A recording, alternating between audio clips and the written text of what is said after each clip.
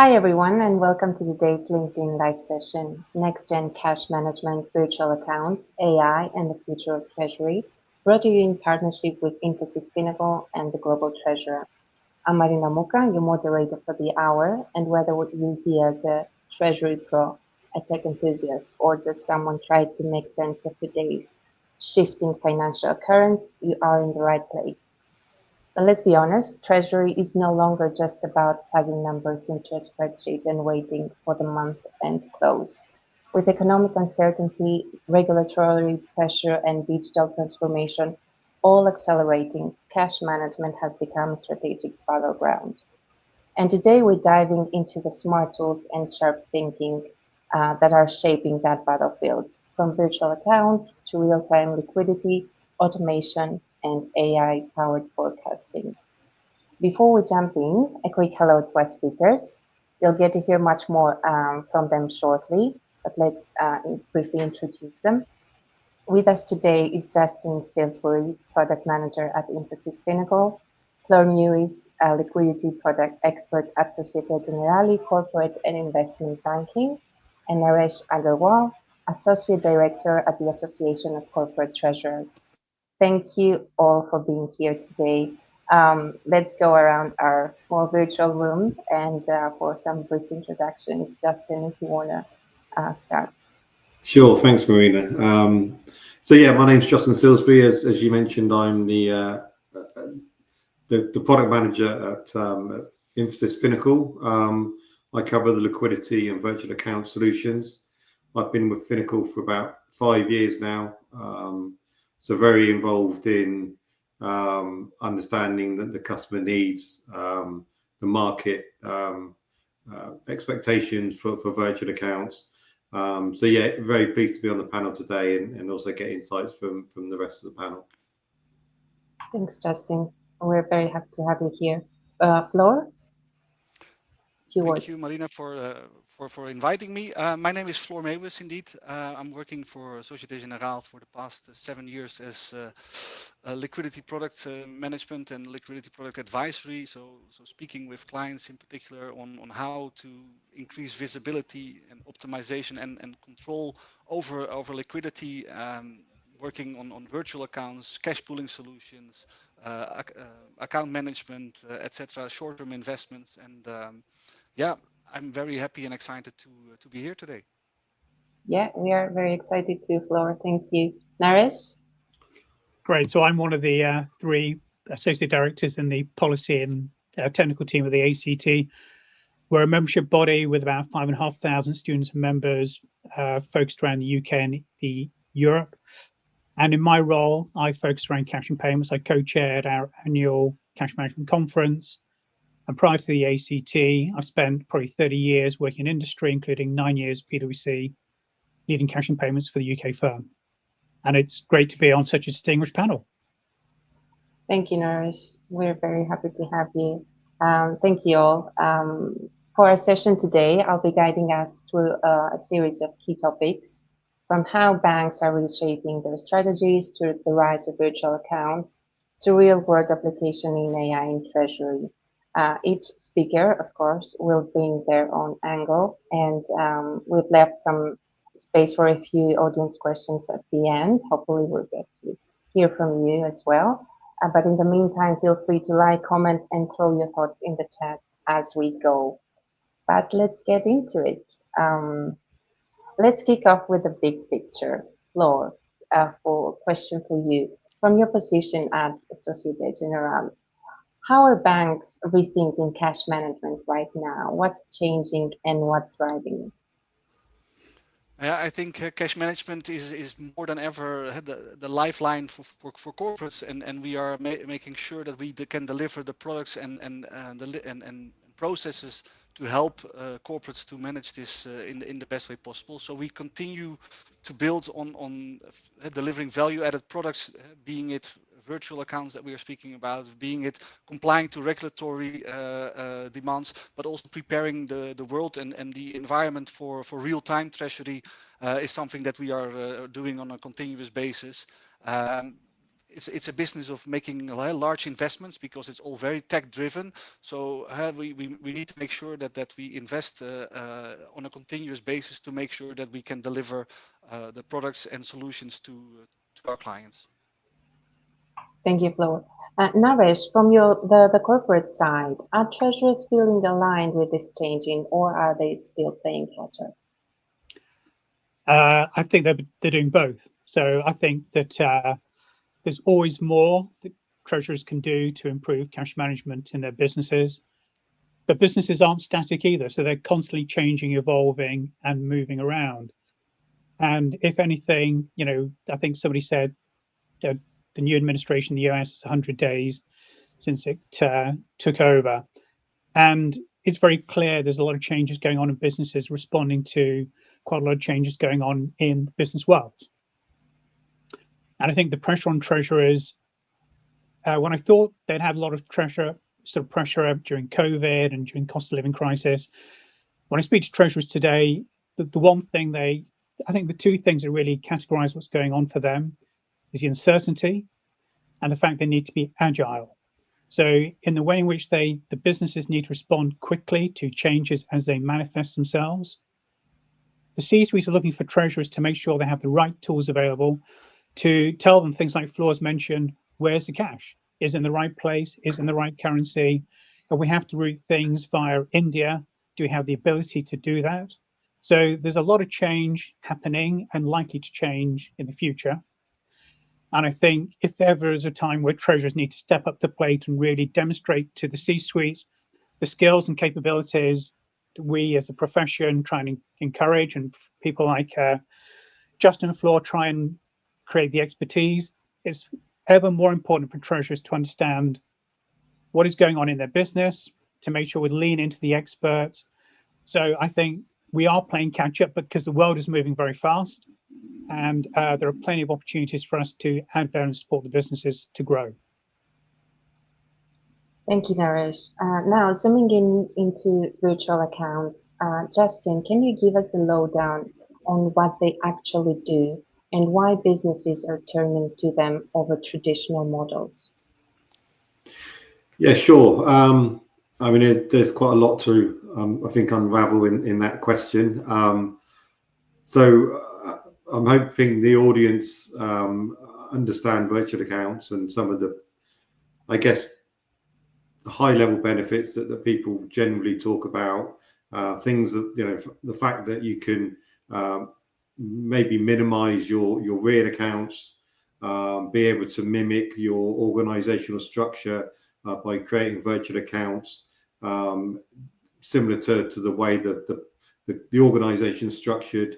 And that can be as granular as required. So you can even set up virtual accounts for specific purposes within the organization, whether that's payroll, accounts for supplier payments, even accounts to support individual in invoicing.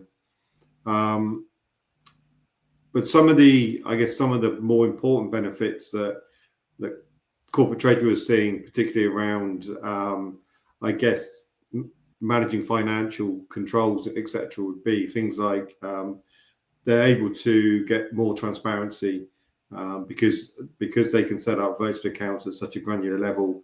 They can have much more better understanding of the cash inflows and outflows. They can simplify reconciliation. So obviously, if you're thinking historically, you may have a physical account with lots of different traffic going through it, as I mentioned, for different purposes.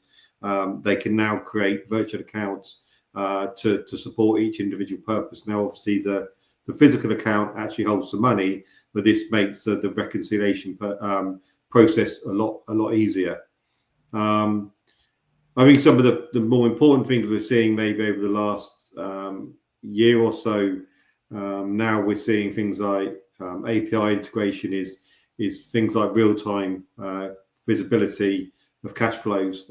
Historically, it may have required virtual accounts supporting end of day, for example, Swift statements.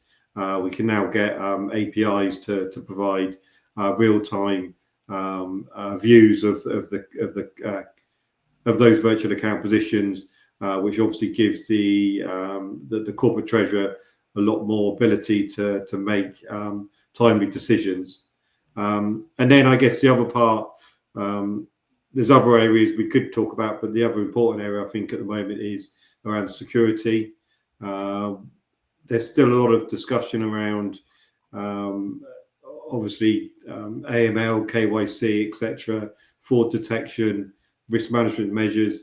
Virtual accounts hopefully can help with that, with all those different security aspects, because it is being able to review those different transactions at a much more granular level.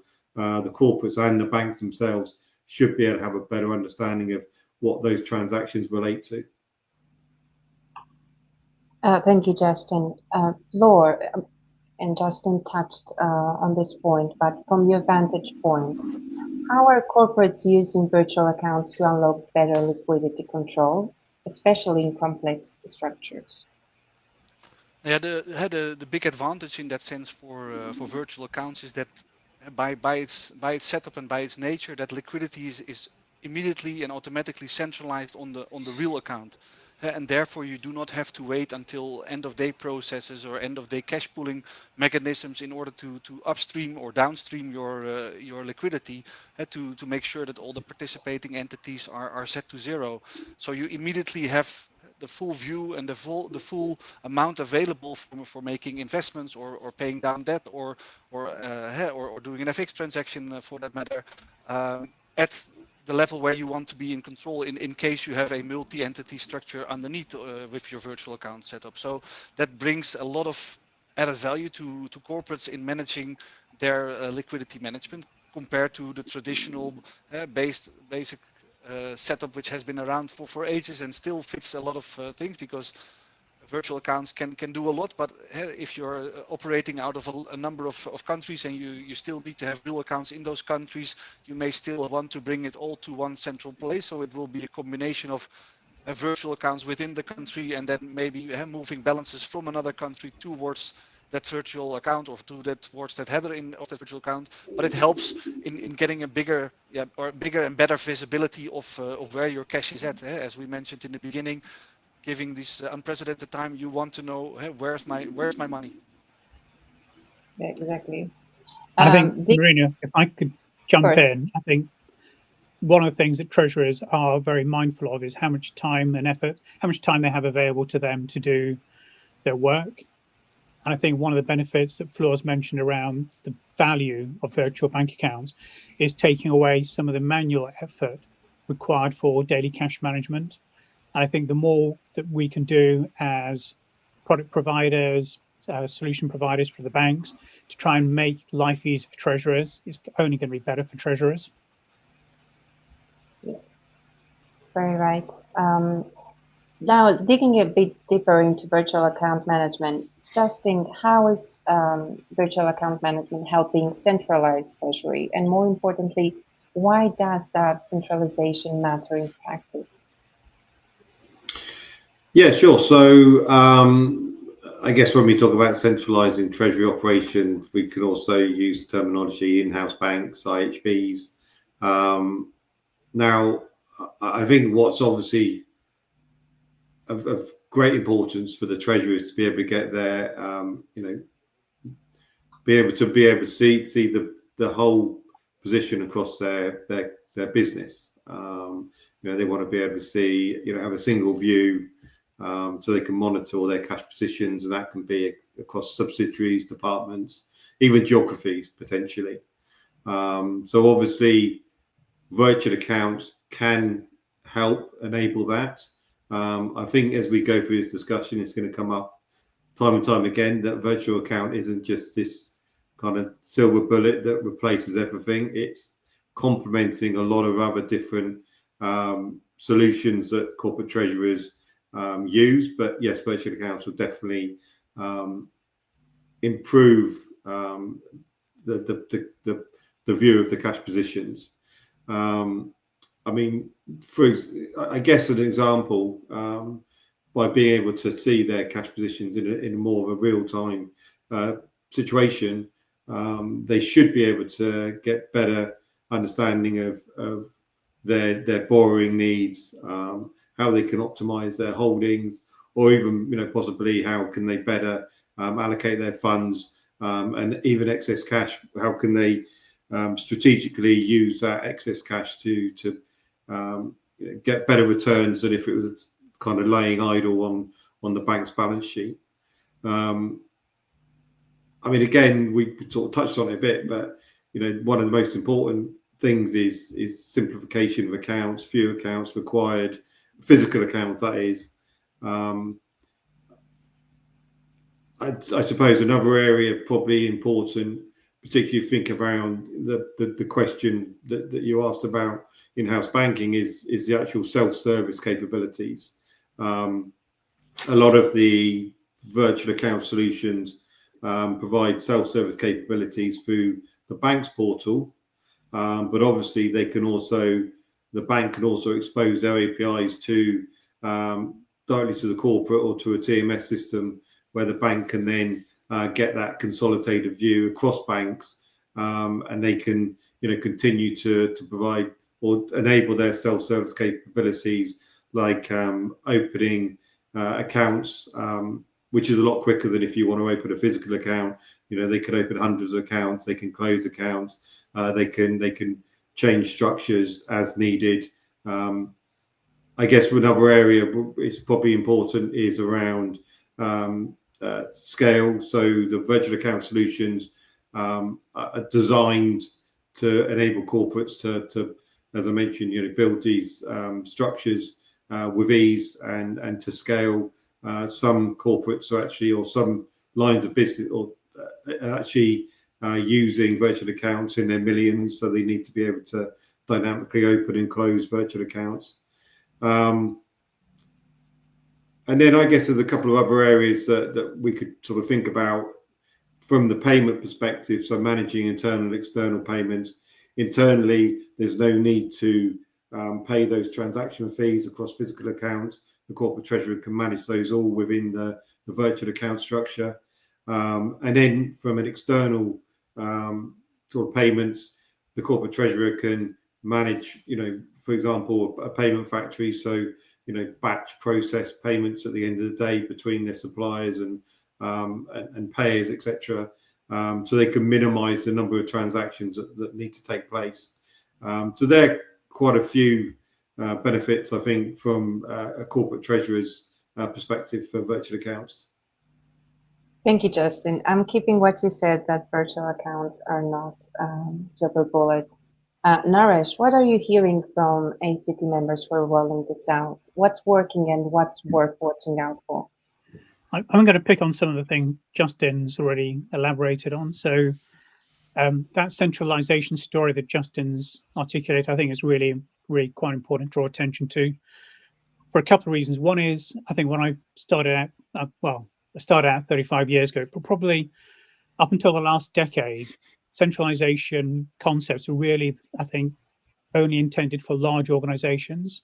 And I think one of the things I've noticed in the last 10 or 15 years is, for a whole range of reasons, a lot of mid-caps and SMEs are starting to look at how they can centralize operations for themselves. So it's much cheaper. And so the benefits that used to only accrue to the large organizations are now being able to be leveraged by some of these smaller businesses as well. So all the usual things we see: centralization, reduction in costs, improved resiliency, improved controls. These are all things which treasurers are very mindful of and very aware of. And virtual bank accounts are really just another extension of a range of tools that treasurers have access to help them manage all of this. And I would definitely agree with Justin. This is not a silver bullet for every business in every jurisdiction. And like every piece in a toolkit, it's good for some things, but not for everything.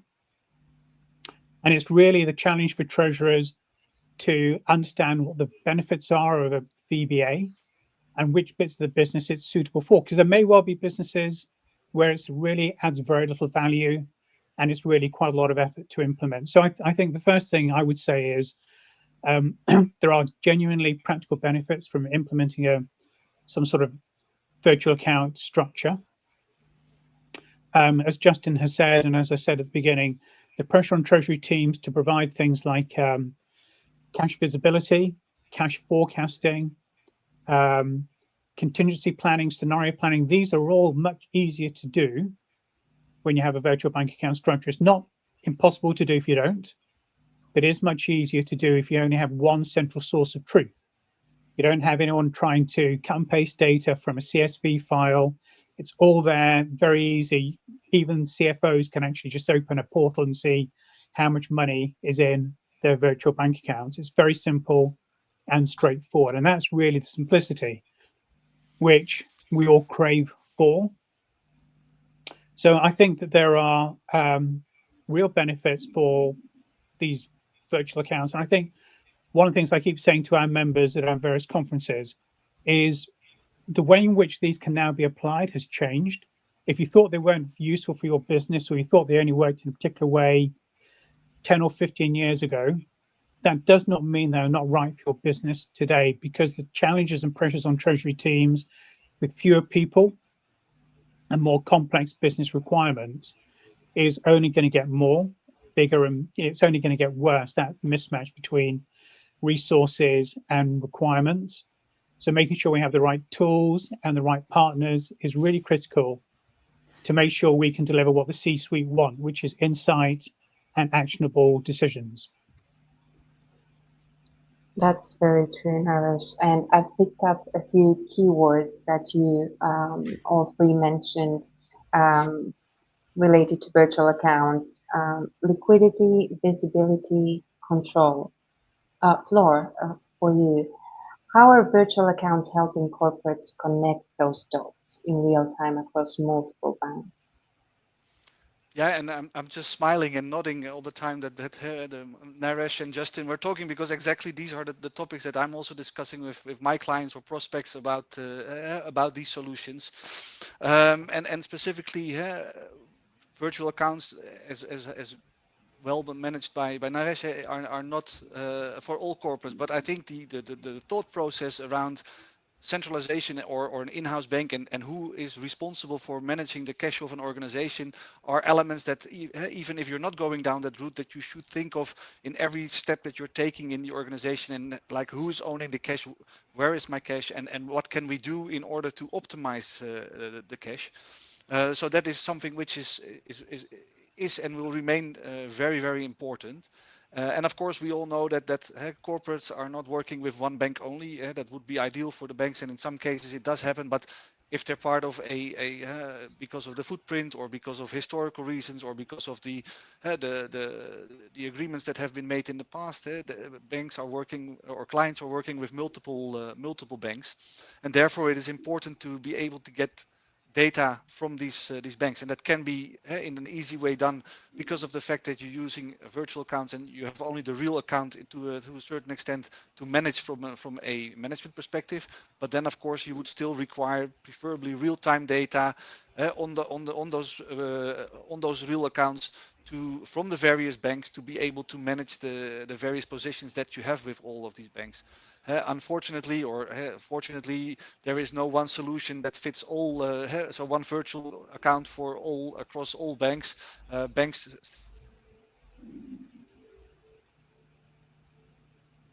I think we have some technical issues with Flor's audio. Yeah. Justin, can we? Yeah. Yes. I can jump in from where Yes. he stopped. If you can walk us through the tech side of things, what it means. Yeah, that's fine. Because I think Flo was coming to a very important point that although, to be fair, Finacle, he's coming back. So Finacle does actually, within our virtual account solution, we do actually support a multi-bank capability. But I think it's fair to say Flo's point is that most banks will have their own virtual account solution. So from what we've seen when we speak to banks and you know that they speak to their customers, I mean, Flo, what Flo was alluding to is still very important that you can get that information from those different banks. I guess really what the corporate would then have to do really to get that full multi-bank view, or that sort of universal, virtual account structure. They would need to be able to integrate their TMS system with the different individual banks, which is possible, right? So you can offer API feeds or data feeds between the bank and the TMS system or the corporate themselves, and then that way they have this kind of central control layer that they can see all the aggregated balance potentially in real time. So the fact is, some of the solutions out there do support multi-bank, but yes, most banks that have their own solution would then need to integrate with the corporate's TMS system, where they can then get that that central view. Thank you, Justin. And Flor, good to have you again back with us. Is there anything you'd like to add? Oh, we cannot hear you, unfortunately. Possibly on mute. No, we cannot hear you. Oh. Okay, moving on until Flor. If you can rejoin the session, hopefully that will fix the issue. Thank you. Justin, automation and embedded finance, two buzzwords with real backbone. How are these transforming the virtual account space, and where does AI starts to get interesting?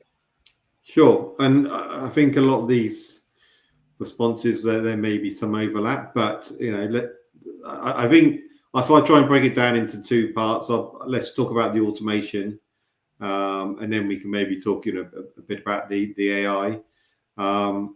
So we've talked about the fact that the beauty of virtual accounts is you can set them up at a granular level, and then the payments get reconciled. They're automatically replicated to the virtual account as well as to the physical account. So I think we've all touched on, myself, Naresh and Flor have all touched on the fact that it does enable that better visibility, control, and managing of that liquidity. A point I touched on earlier was I think virtual accounts complement other cash management solutions. So one of the areas that we still need to think about is, on top of those virtual accounts, are the physical accounts. Now, within a virtual account structure, you can, within an in-house bank, set up sweep rules, etc., between different subsidiaries, maybe depending on rules and thresholds. But generally, what we still see is use cases where there could be excess balances held within a physical account at a certain subsidiary level, and you can use those rules to move that money from a particular subsidiary or unit to another structure linked to another physical account that maybe pays extra returns. So it could be linked to a high interest account. So still that you can set up the rules to automate that movement, sweeping, basically virtual account sweeping, rather than historically we've seen physical account sweeping.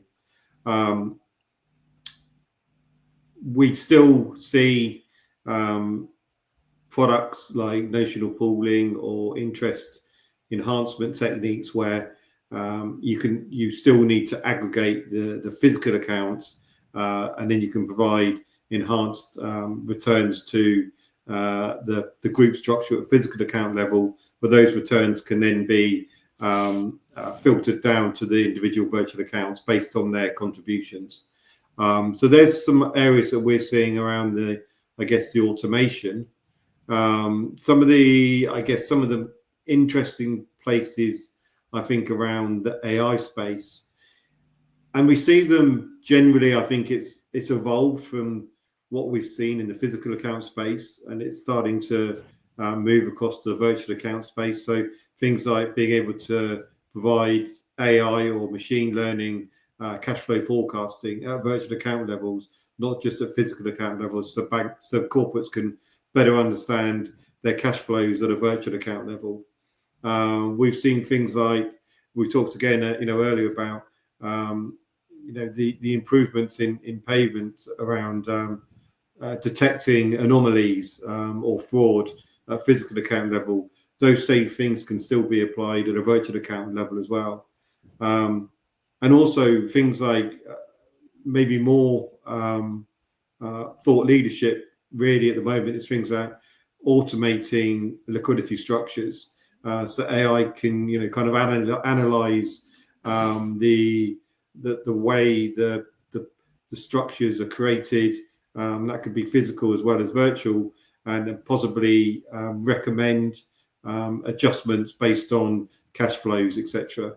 I think I guess if we think about next gen, things like, and I believe there are sort of some use cases out there now, but maybe intelligent payment routing and optimization. So understanding how the virtual accounts are being used, and deciding based on what they're being used for, the best type of transaction, the best type of payment rail that should be used for those transactions to reduce the fees, the exchange rates, basically determining whether it should be a real-time payment or whether it can be rolled up into a batch payment, and so on. I think, yes. No, please continue. No, I think maybe for me, as I said, a lot of it, to be honest, is still kind of machine learning that we're seeing. What I'm really sort of interested to see is how we can start implying, as I mentioned, these more kind of advanced AI use cases, where I guess to a certain extent the corporate treasurer can maybe remove their sort of their day-to-day responsibilities, and hopefully AI can replace a lot of that, and they can focus more on their sort of strategic activities. So that would be an interesting area for me, I think, where that's going to evolve in the next year or so. Thank you, Justin. Flor, hopefully we can hear you now. I hope I'm audible now. Yes. Perfect. I'm not going to sing though. Yeah. So we're discussing about automation, embedded finance, AI, AML, and emerging tech. How do you see all these, emerging tech transforming the virtual account space? How are you seeing this from the bank side? Are AI and embedded services or other emerging tech leading up to the hype yet? No, and I think Justin made a very right comment here. I think it's still a lot is based upon machine learning, and I think that what we are seeing and hearing during all the conferences that we attend about AI and generative AI, it's great, but from a banking perspective, I'm always a little bit hesitant, I would say. But from a machine learning perspective, yes, specifically on fraud detection, but also to see, for instance, if you're a corporate and you're doing and you have all your payment terms that you have with your clients, and you're doing an AI over it to see, hey, this client is always paying on the third Wednesday of a month, and this client is always 2 days after the expiration of these payment terms. If you can detect those patterns, and I mean, it's something you could do manually, but if there are huge amounts or huge groups that need to pay in, have this done via AI, and that will help you also in something which has been a topic, I think, for the past 25 years as a concern for treasurers, being forecasting. And if you're able to detect and see more of certain patterns of on the payment side, on the receivable side, as well, you're able to detect better what can be done from a forecasting perspective. So I think that if we see techniques evolving, it will be specifically around these type of use cases. Is that AI? Yes, that is to a certain extent AI or machine learning for that matter. But specifically when we're talking generative AI, I think it's still very early stages for banks, at least, to really go heavy on that. Okay. And I think just to jump on, and Flor made a very valuable point that I've heard from treasurers as well around contract terms. But look at it from a slightly different perspective. And to me, what I hear a lot around the uses of machine learning is around data cleansing. So to Floor's point around certain suppliers may be paid quicker than others. Contract terms, we know whatever people have negotiated don't always reflect what goes loaded onto a system. And it may be that there are different complexities within it. So I think one of the things where there is real value that these bits of software can add is being able to really run through huge amounts of data and identify where what we have in our ERP systems is not consistent with what we've negotiated. And then what it means is if we're better able to cleanse our data, it means we can then do much better things with the data. We can rely on it with more confidence. So cash forecasting, especially when it comes to supplier payments, where we have some control over it, we can be more confident we are getting it right. And to Floor's point, we can get better insight around customers that are paying us, how quickly they pay us. Are they paying us as quickly as they should be, need to be? Is it a good use of their working capital versus our working capital? So, and again, picking up what Justin said, there's huge amounts of value that we as treasurers can add, not just within our own business, but also across our value chain as well. And one of the things that I frequently talk to organizations about, and actually they tell me as well, is in these sort of precarious times we live in, getting a better sense of the financial robustness of that value chain of our customers and suppliers is really important. Being able to detect when our customers are starting to pay us slightly more slowly. No one's going to notice it except for us as treasurers. We're the ones seeing the cash not coming in as quick as it should be. We're seeing payments going out quicker than they used to be because suppliers are chasing us more aggressively, and the AP teams are wanting to pay just to get that awful person off the phone, off an email, just to make their life easier. So we can use machine learning to actually cleanse the data, make sure, and it's not just doing it once. We know it's a continual effort that needs work to be done to it. So I think that it's a bit like everyone else on this panel. There's a lot of sexiness around, I'm a big Star Trek fan, and I sort of think it's great as a treasurer to sit there at a desk with voice activated commands and seeing everything in real time. But we still need to make sure we go back to the basics and we get the basic information right. And so when we do, when I do my training, when we do our qualifications as the ACT, we constantly go back to these things are really cool, really exciting, and can make such a big change. But you need to understand what the point of it is. What does cash management mean at a basic level? And when we look at things like virtual bank accounts, we shouldn't be implementing them because it sounds cool. There's a purpose to it, a need for the business that would be benefited from the use of virtual bank accounts. So I think it's really important that we don't get excited by these things, but we don't lose sight of fundamentally what we are here to do as treasurers, to support the business and help it grow. That's what we're all here to do. Really great points, Naresh. But we can't help it, can we? We all love a shiny new system until we have to implement it. You mentioned a few things, but if you can please elaborate on the most common challenges that you see with virtual accounts, and how can companies get ahead of them when implementing any system? I mean, some of this is not going to be new, and we've covered some of it already today. Treasury teams are generally very busy just doing BAU. And whilst they may get very frustrated by the number of bank accounts they have and see the value of virtual bank accounts to make life easier for them, to get from where they are today to where they want to get to is an enormous amount of work, an enormous amount of communication across the business as well. And I think rather than saying, how do you make it less difficult? It's more around things to make it easier. One is communication. So without doubt, trying to implement this requires a huge amount of buy-in from across the business. It's hugely disruptive. And I think part of the reason why I believe virtual bank accounts have not taken off in the way they should do is because people are very nervous about any change made to banking arrangements, especially where we have money coming in. And the money coming in is where I think the biggest benefit is. So what we have is the biggest benefit is the area where there is most sensitivity to. And I think one of the things around VBAs is this sense of I have to move my entire estate to a new operating model.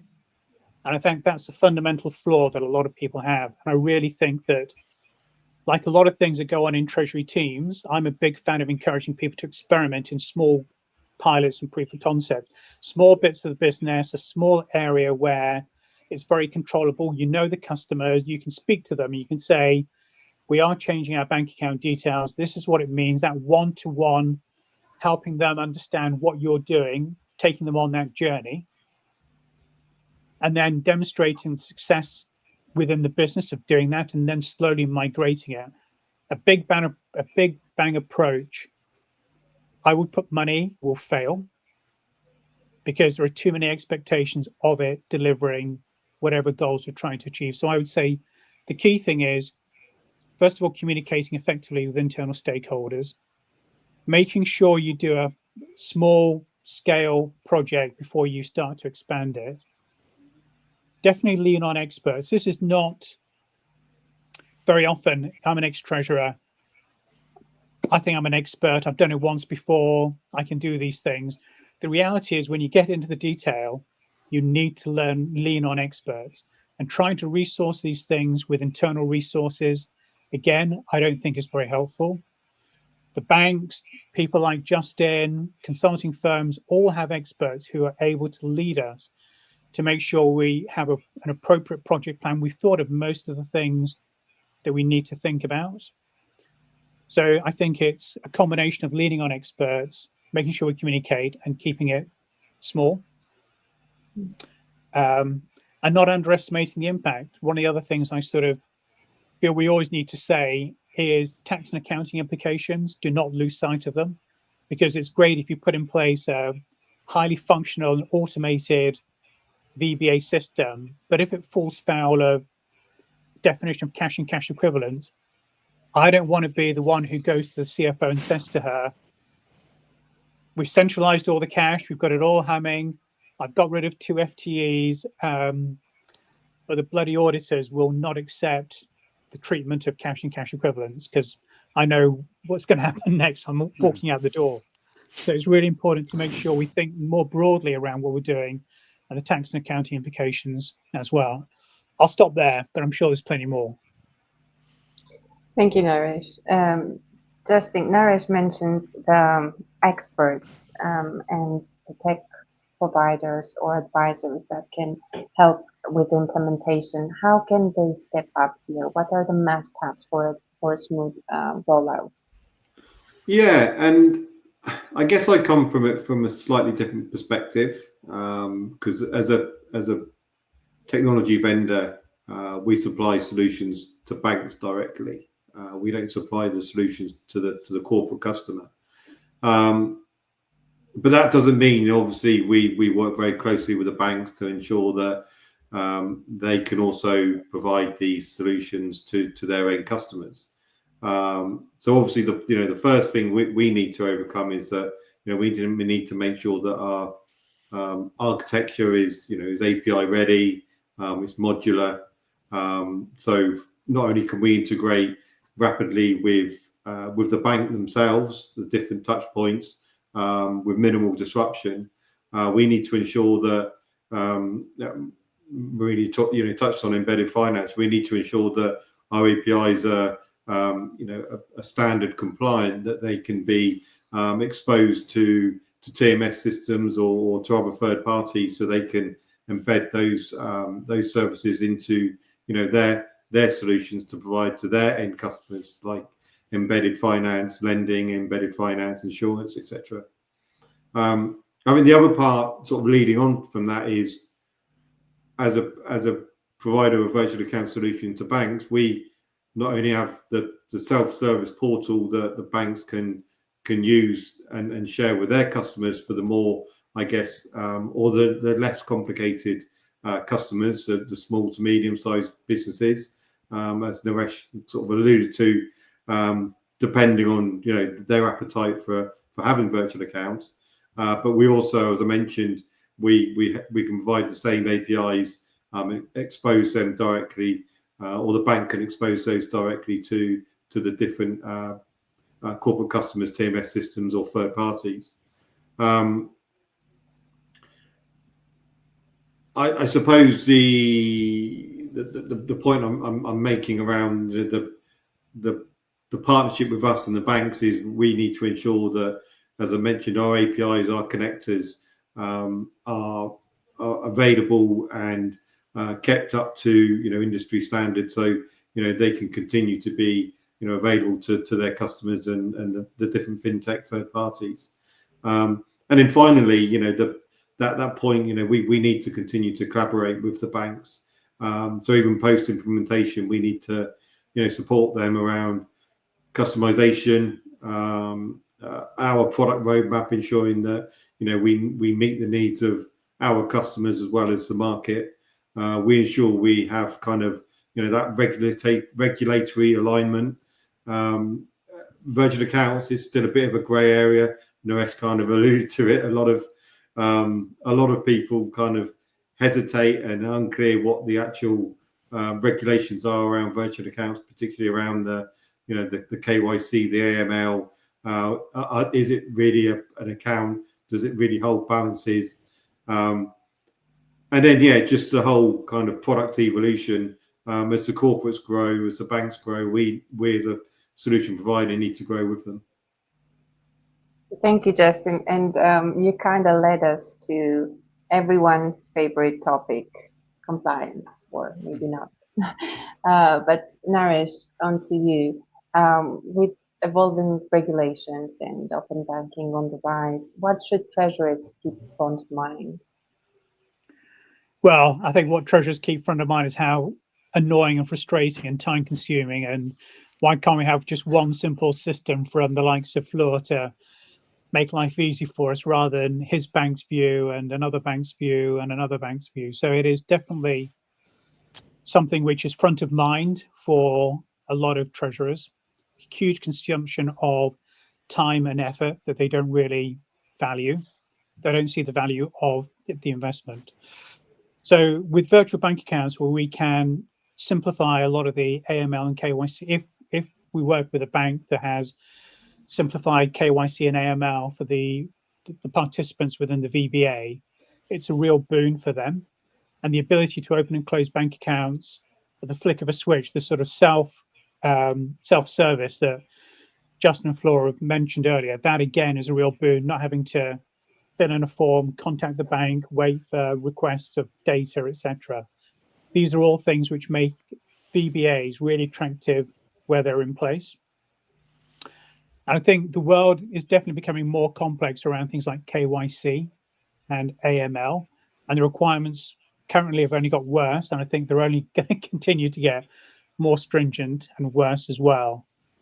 So by having a consistent and standard approach, a consistent set of bank accounts with a consistent provider, with a consistent set of rules, even if we don't like the rules they're applying, it's going to make it very easy to integrate and add new businesses, lines of activity into a single structure, rather than having to go and open a new account with a new organization, or even sometimes with the same organization, the same bank, and have to fill in a whole load of forms for what we don't think as treasurers is really a good, valid reason. So I think that the regulatory framework is only getting harder, and anything we can do to make it more simple is going to be to the betterment of treasurers. I still live in a dream world where there's one set of KYC requirements which we can all support. But I also think the technology is also helping us, because things like Justin's mentioned many times, things like API calls, being able to sort of move data, not just through things like empty 940s and 942s, but actually exchange information when it suits me, is a real game changer. And corporates don't need to understand what an API is or what the different types of API standards are, but just need to recognize there is a capability with, I'm going to say, not a lot of money for corporates to spend. Banks should not be charging lots of money to us to deliver this, but the ability for us to access more complex data from banks and non-bank providers is a real game changer. And I don't think enough corporates have really fully appreciated and embraced how to leverage those benefits. So I think there's definitely opportunities for us in open banking. Certainly in the UK, we've got a national payments vision that's looking at things like variable recurring payments. We see across the EU, verification of pay and confirmation pay already in the UK. So we can see a lot of these new approaches to how we manage our banking relationships, payments and receipts, going through quite a lot of radical change. And I think making sure we've got VBAs, if they're appropriate, may not be appropriate, if they're appropriate, are really valuable to make sure we leverage these benefits. Because I often say to treasurers, if you don't leverage these benefits and your competitor does, again, I don't want to be the person sitting in front of the CFO trying to explain to her why someone else is telling her their business is doing better than ours because I didn't do something. So, you know, we live in a competitive world. We have to really leverage the tools available. We have to make Flora and Justin sweat and work for the money we pay them. So we need to know what tools are available and to really get the most out of it to help our businesses survive and thrive. Thank you very much, Naresh. Justin, I think Naresh dropped you the ball. How are platforms like Finacle building in compliance by design, and how does that tie with open banking capabilities? Yeah, sure. So again, you know, I think what's interesting, I'm coming from perspective of you know, providing a solution to banks, and yes, you know, obviously the bank is not, I wouldn't say responsible. I mean, it's a shared responsibility between the fintech provider, the bank, and the corporate to ensure that everything is, you know, is compliant. But where we can help as a vendor, we can ensure that our, you know, for example, our virtual account platform incorporates features to help banks comply with, like Naresh alluded to, KYC, AML, monitoring, you know, individual transactions. We do audit you know, tracking. So, you know, where possible, we're, you know, we're helping, or we're kind of, I guess, mimicking those different requirements that have always been expected on your physical account now to the virtual account. And I think that's a really interesting dynamic. Sort of a couple of years ago, it was very kind of, people were quite sort of matter of fact that virtual accounts are not, you know, they're not an account, they're a sub-ledger to the physical account. You know, the regulators have kind of, as they do, you know, waking up and going, hang on a minute, you know, people are using these virtual accounts. And I think not so much the sub-ledger account is the issue. It's now the introduction of kind of the virtual IBANs that we're seeing, you know, where corporates can open up their own virtual IBANs, which are externally addressable. Customers are, or the regulators are now questioning, you know, how should these be treated? We talk, you know, again about fraud, anti-money laundering, you know, terrorist activity. You know, these virtual accounts are now being viewed the same as a physical account. And there was a big report done by the EBA last year, advising, you know, regulators in, you know, in local countries, you know, how they should, you know, treat these virtual accounts. So I think we've still got a long way to go. And I think, you know, to Naresh's point, again, you know, with the shift, you know, to open banking, we need to, as I alluded to earlier, make sure that, you know, exposing these sort of standard compliant APIs, we need to make sure they're secure, and, you know, to exposing them to the TMS providers, and ensuring that, you know, the data that we provide to the TMS providers and the third parties are, as I mentioned, you know, not only secure, but accurate and timely. So yeah, there's a lot in the kind of compliance and regulatory space, I think, that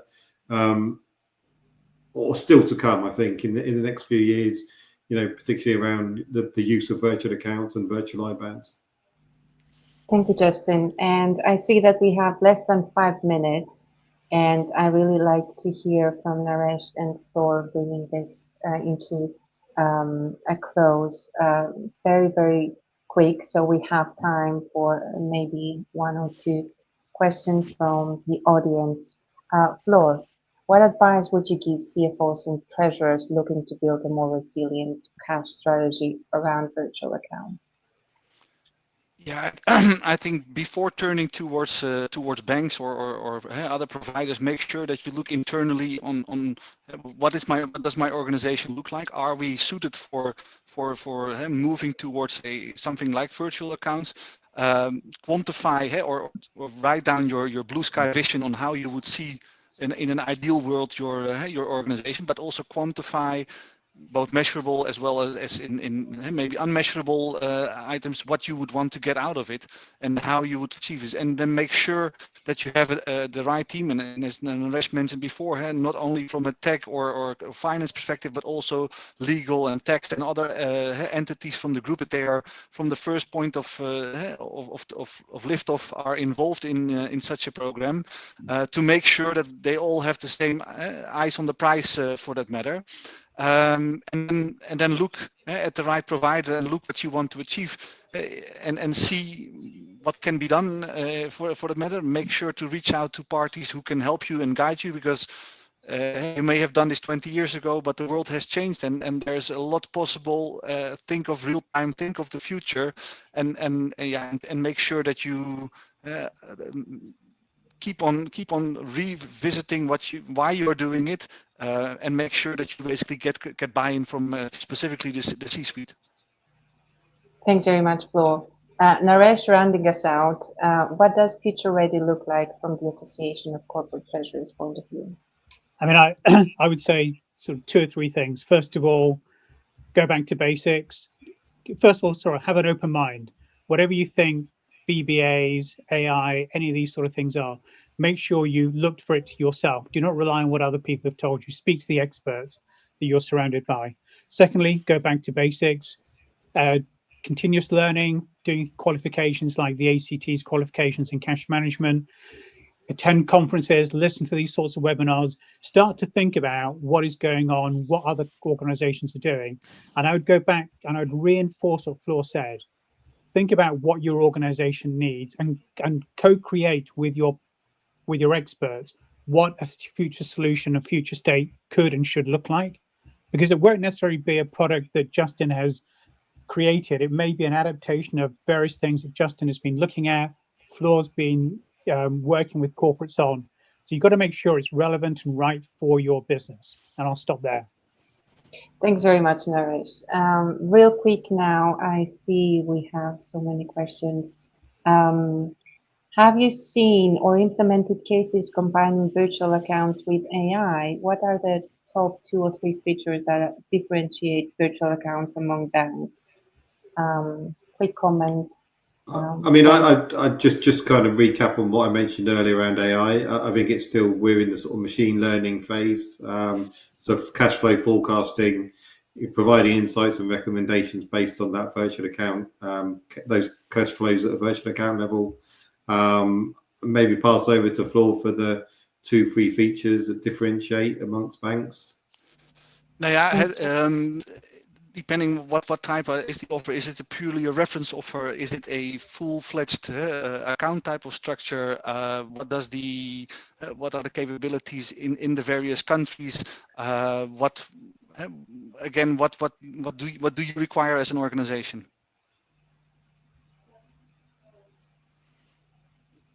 Maybe Naresh. No, I've got nothing to add. I mean, I think it is. I go back to my point around data. Make sure that you're cleansing the data, making sure you're capturing the right data. That's where I would start the journey on AI and VBA.